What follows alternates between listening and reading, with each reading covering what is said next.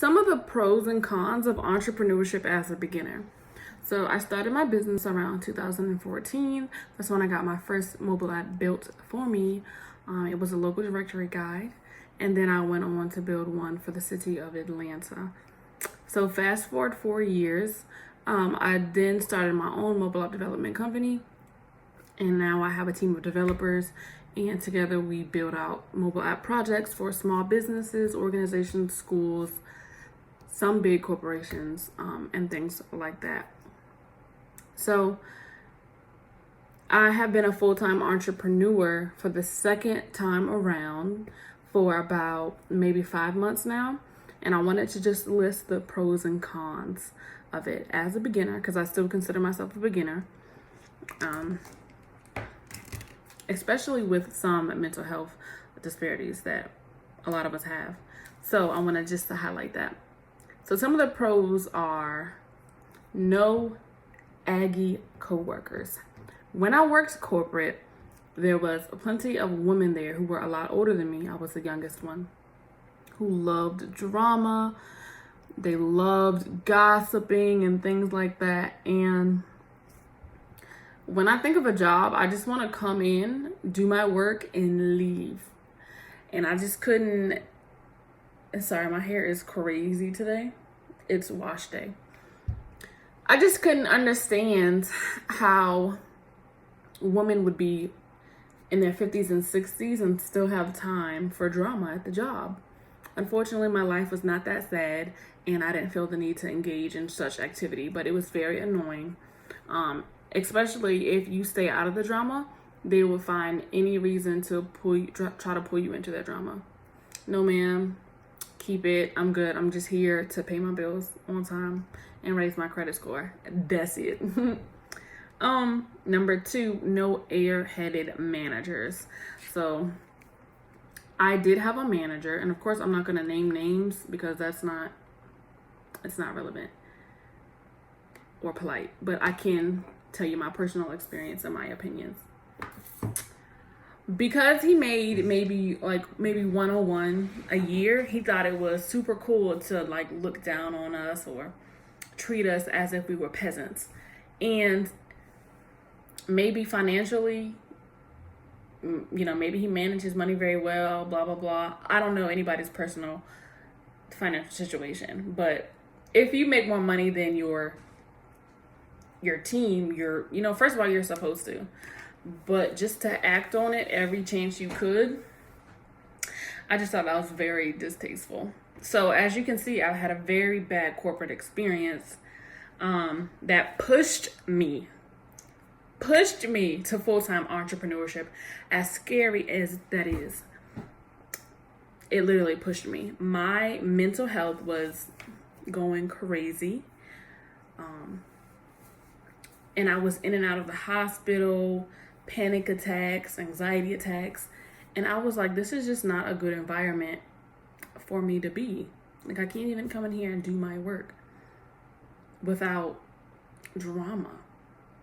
That's not how it's supposed to be. So I dropped out of working full-time for corporate and started working for myself. There's a lot of pros to doing that, but there also comes a lot of cons. So you have to be mentally and physically ready to take those things on.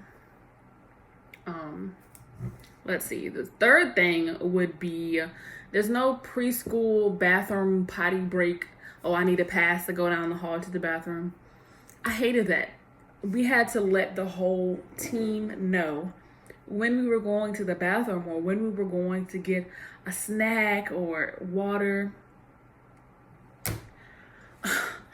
Why do I have to report to you a bathroom break?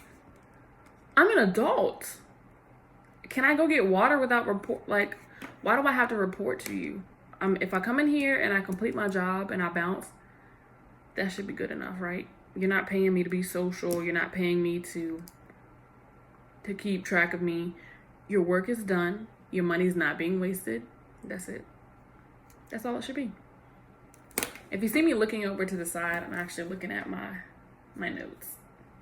Okay, so that's the third one. No preschool potty breaks at a Fortune 500 company. That was weird. Lunch. Many of us have 30-minute lunches. Cool, I get it. Eat your food and get back to work. You know, we have to keep our productivity up. I understand. But 30 minutes in a corporate building, and it takes 15 minutes to get out of the building, down the elevators, through the parking garage, and to your car. That takes 15 minutes. Then you have another 15 to go down the street for lunch, and then have it all the way back to your desk, clocks back in 30 minutes. That's 2 sets of 15 minutes. That's not a lot of time. So what we ended up doing was spending money every day on, Uber Eats and food delivery things so that we wouldn't have to leave the building for lunch. So we spent a lot of money. And if you bring your own lunch, of course you still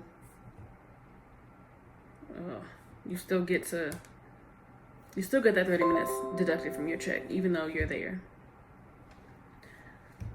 That's another thing that I just couldn't get jiggy with at all. The fifth pro about being a full-time entrepreneur is you get as many mental breaks as you need. If you're not feeling well that day, cool. Stay in your pajamas. Get some sun without signing out. You can do that. I can work out in the sun. It's beautiful. The first time I did jump into full-time entrepreneurship, and the second time it felt right. So I did go with my intuition. I did go with the signs. My signs were, 1, I kept seeing my angel number, which was 1111. So I felt like that was a sign that I was on the right path. 2, my business was growing exponentially. I had clients out of the ass. And I felt like while I was at work, doing my job for the corporate world, I was ignoring all of my clients and I couldn't tend to them. And I felt like I was losing money, losing customer retention, and those types of things. So I was like, I'm done with this. Y'all can have it. Let me go tend to my customers who will make me lots more than this company is bringing me now. So I couldn't do with that. Yeah, so everything just felt right, and I just went with my intuition. And when I quit, I just felt like tons of just weight and dead air and dead nastiness was just taken off of me. I felt amazing. I can't explain to you how happy I was and how light I felt. My health improved tremendously. Like I said, I was in and out of the hospital for anxiety attacks. It made my depression worse. Not doing that. So it was beautiful. But that's where we get to the cons. Because while being a full-time entrepreneur is amazing, I didn't do something right. Like, I messed up. What I was doing was attracting a bunch of the wrong body of clientele. And what I mean by that is, so being an app developer, an app builder, our pay can be like up to $500,000 a year, because one app is like, it starts at $100,000, and that's for like a corporate app. If you have a small business app or something like that, we can build that out for around $6,000, and then you're on a payment plan, $6,000. So it's a very lucrative business, and you have the opportunity to make a lot of money, but you have to attract clients who are comfortable with that budget. So a lot of people don't have $5,000 to put on an app, and then sometimes other people do. So you have to be making sure you're attracting the right client, because you're gonna be asked out. So that brings me to my first con, which is Clients not paying invoices. So the first month I started working on my own as an entrepreneur. Oh, this is crazy. As an entrepreneur, I was capping what I made at corporate. Everything was Gucci. I was just living my best life, okay? I was living my best life. And I was doing good for the first 3 months. And then all of a sudden, it just seems like everybody who was an active client just felt like not paying their invoices. And then I was backlogged like $5,000, $6,000 for that month. And I was just like,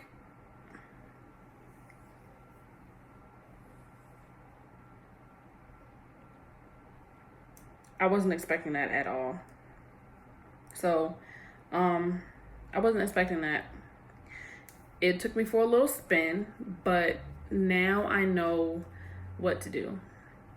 So, a lot of times as entrepreneurs, we can fail a lot, and then we start to get down on ourselves and feel like, oh, we can't do this, blah, blah, blah, blah, blah. But the biggest message that I've taken away from entrepreneurship and owning your own business is you have to fail to get ahead. You have to fail to win. So I happily took my failures because I feel like now I can be proactive and I know what to do for next time so that I won't fall as hard as I did this time, because that was horrible. Like $6,000 just not being paid, and then you're looking like, I need all of that. The software for our apps, to build the apps, it's not cheap. Bills, they don't stop. I need my coin. But you know, if you're providing a great service, you're gonna want to be compensated for that. So that's my first and biggest con of at-home entrepreneurship. The second thing, and I only have 2 cons right now, because I want to keep this video nice and short. I don't like a lot of rambling. I don't like a lot of meaningless rambling about nothing. A lot of YouTubers do that. I can't be that YouTuber. Anyway, the last point for the con for today is those customers who will try to get over on you. Now, you're the expert of your field. If I tell you you cannot do that with your app and stay within a budget, it's going to cost more. I think I know that for a fact. And if you try to come in and tell me, oh, well, you said you could build, yes, I told you that I could build this feature for you that stays within your budget. So they will try to, you know, go back on your word. They'll try to flip things around to make it seem like, you know, you were wrong and they were correct. And we know in the business world that the customer is always correct. But I can't say I followed that somehow. But anyways, I was more than happy to refund that specific customer all of her money back willingly if it meant keeping my mental peace intact. So, you know, I started entrepreneurship full time to improve my mental health and to be completely at peace with myself and my life. You know, I have time in the morning to do yoga, to manifest, to meditate. And unfortunately, I'm not in the business to take on a lot of BS. So I have to protect my energy at all means. Take your money back. Money is an energy. Currency is an energy. And if that energy, money, is coming from, you know, bad intent or foul thinking, take it back. Take it back. Take it back. Take it back. Take it back. I don't want it. I don't want that bad energy. Keep it. Take your money back. Gotta keep my aura and vibes pure. Anyways, that is all that I have for today. I know I look super rough, but that's okay. I'm not here to look cute. I'm here to give a message. So that's exactly what I did today. So I hope you enjoyed what I had to say. I left a few little tidbits in there.